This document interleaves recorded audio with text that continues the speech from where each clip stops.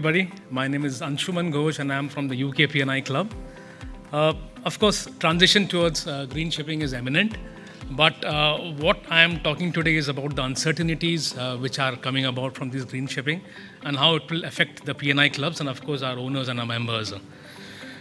Being part of the UK P&I Club, I'll put my hat of a liability insurer, and I would say that the primary concerns around are the novel technologies which are coming around, which have been spoken about, and the evolving regulatory demands and the potential operational constraints that these introduce. These factors have potential to give rise to incidents, catastrophic incidents, and also there can be big contractual claims. So why do incidents occur on ships? We spoke about human element, human factor today morning. And more often than not, incidents arise due to constraints on ship. People are continuously adapting to constraints on ship. We have to agree.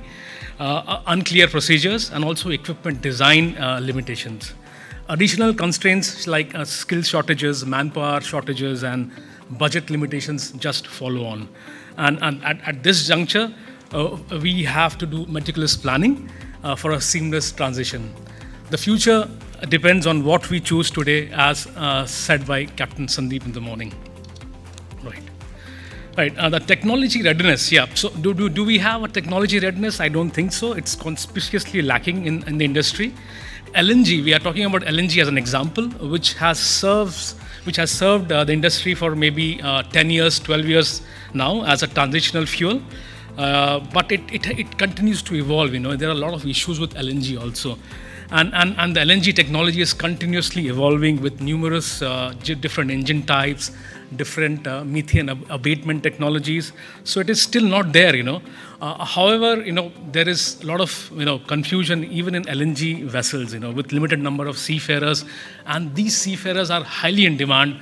And they are continuously changing, and people they are in demand and they can change jobs. So it is always a rush to grab these LNG engineers or even master mariners. So unfortunately, these problems have remained with LNG, and it will remain if we do not have these transitions properly done. When we consider other green fuel technologies like methanol, people have already shifted to methanol, but there have been huge problems with methanol also, and operators who are actually managing vessels with methanol as fuel, they are actually operating vessels for a very short period of time because there have been a lot of problems with these vessels. And so again, for ammonia, we don't have an example right now because ammonia engines are not there. Apart from that, the maritime industry is also moving into automation. There's a lot of huge amount of automation on the vessels these days, and these ships, which are the new ships which will come out, will also have new number of automations. And why? Because there has to be a lot of interface, and there has to be different ventilation arrangements, different safety arrangements for these fuels to be handled on the vessels, because crew cannot directly interact with these fuels. So there has to be automation, there has to be plug-and-play systems. So maintenance practices will change. The way ships are operated will change actually when these new fuels come in. So we have to adapt. Right. Moving forward, it is not only about the fuel, the alternative fuels. It is also about retrofitting. So because there is already a huge candidate of vessels, maybe more than 6,000 vessels, which are prime candidate for retrofits, and we have to do something about these existing ships also, because either in way of fuel retrofits or in way of energy saving device retrofits. And retrofits have always been a challenge, and we have seen that with ballast water management systems, or maybe even with scrubber systems which have been installed hastily sometimes, because there's always a question of off-hire, question of timings, and a question of how much time you have in the yard quality standards, and who is monitoring the project, and so on and so forth. So with retrofitting, there are a lot of challenges, and we need to make sure that these retrofits are done properly. Otherwise, it will land up in the same situation. And we need to see that they are being overseen by seafarers also. The company needs to have a procedure where seafarers who will be manning these vessels are there in the yard for a longer period of time. And even people from the office, they are also, it's new for them also. It's not that you already have ready people with methanol or ammonia experience. It's new for everybody. Right, so retrofit, the biggest challenges are integrating the fuel systems, the tanks, and the different safety structures which have to be fitted for these new fuels. Apart from that, if you come to regulatory uncertainties, CII has already been very unpopular. Nobody knows what will happen with this A, B, C, D, and E rating. Exactly what will happen with this rating, that is not very clear.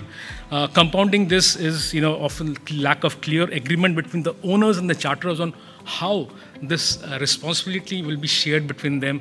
Who will be responsible for these, getting the rating correct. I'll talk about more on this in my later slides. Moving on, there is a new life cycle analysis from IMO, and with this, what will happen is the entire calculations will change. And of course, there is IMO carbon tax which is coming in. Along with that, some fuels will have more advantages, and there will be some operators who will be facing challenges to use the traditional fuels, of course.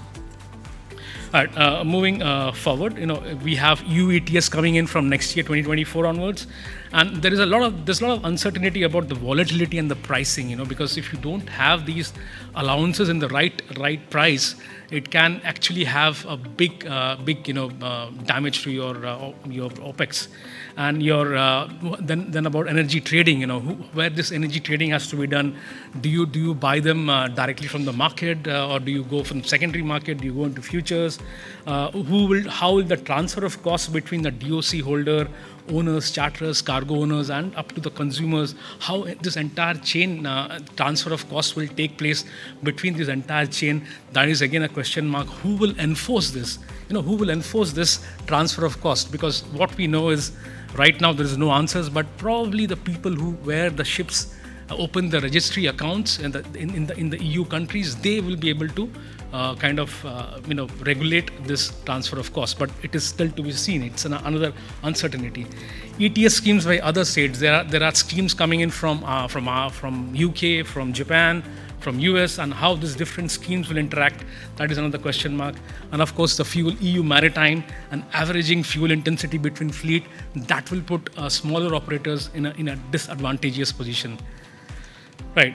Contractual issues, what we have been seeing is the charter party right now are very, very wide. People are kind of agreeing to wide charter party issues. Why? Because on the negotiating table, it all depends who has the higher leverage, higher negotiating power between the owner and the charterer.